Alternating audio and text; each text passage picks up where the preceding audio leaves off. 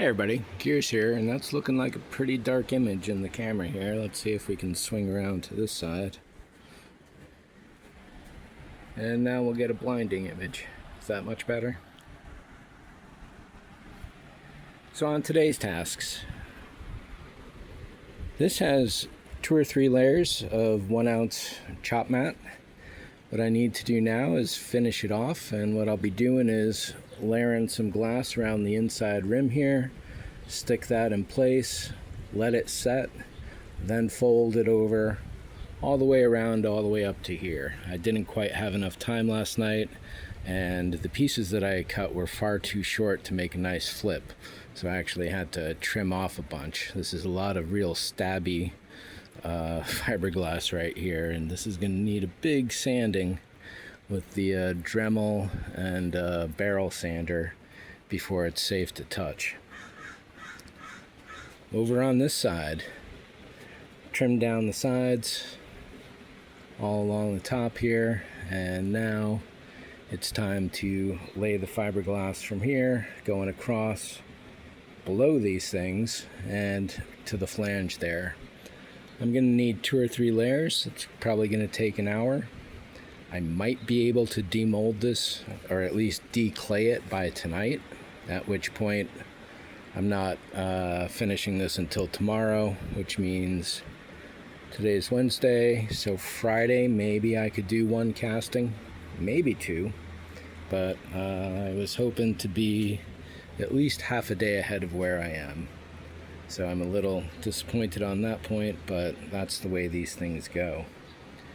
So only 2 minutes in, let's see what happens in half an hour or an hour from now, and mere moments for you.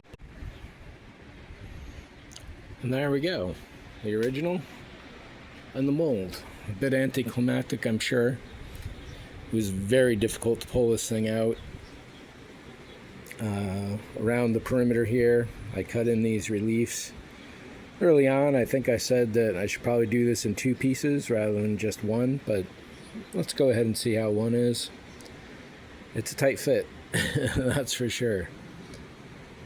And getting this back into place, once I do the first casting, I'm going to go through and clean all this back up, but getting those little hockey pucks back in exactly was definitely not necessarily an easy thing, and I should definitely push them down and back into place to make sure that I've got everything right before I do anything.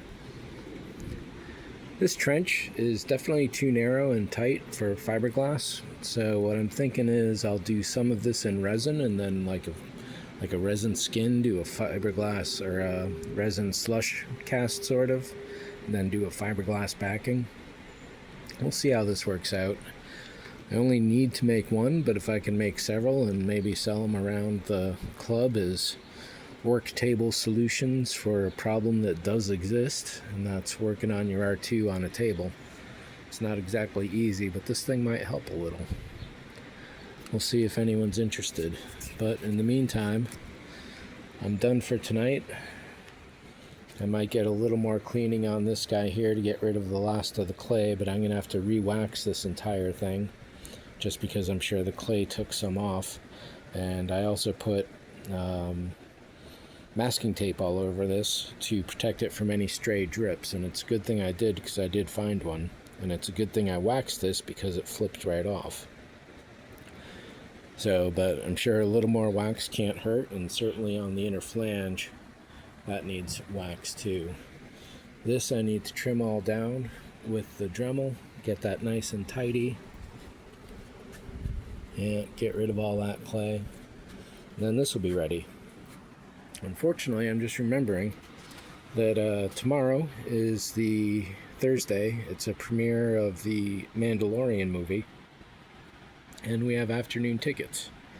My insomnia means I won't be up in the morning, which means I'll be getting up just before the movie starts, and all my work time on this will be taken up by that. And that leaves Friday to do the second half and do a full casting. Probably not, but we'll see how it goes. Maybe. Definitely not saying no, it can't happen until it doesn't happen, but it's not looking too good at this point.